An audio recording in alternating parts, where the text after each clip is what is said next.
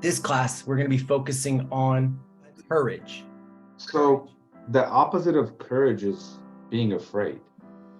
And if you're afraid, how can you get better? You know, being a leader and courage too is having the courage to show vulnerability to your team and to let them know when you made a mistake.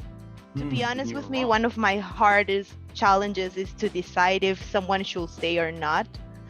When I have to let somebody go, it's not my decision to let them go. They made the decision themselves. All I'm doing is filling out the paperwork, because while they were here, I coached them. I let them know what the expectations were. Now, in that aspect, why do I need to be the one that's nervous here? So as a mentor, you're able to instill courage into your team. Of course, as a leader, you can instill courage into your team members. No doubt. Like the book of last month said, you stop thinking, what should I do? And you start thinking, what could I do now? So you gotta first believe in yourself. Believe that it can be done. Because if you don't, like I said, your fate is sealed. That's for sure. Decision making. Because as leaders, I think that's our number one. That's what we do all day long, is we make decisions. Even as team members, we make decisions. How are we going to talk to somebody? What are we going to say? What are we going to do? What are we going to do next?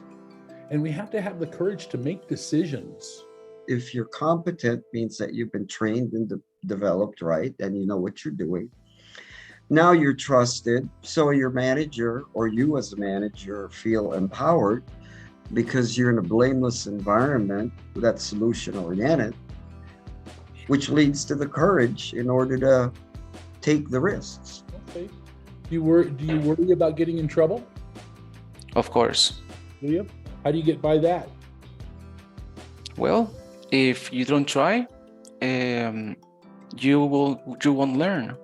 And at any point in time, you will have to make a decision, and you will know if you made the correct one. And the important thing is, if it wasn't the correct answer or the correct decision, I have to learn about that. I have to learn of that experience and not making it again.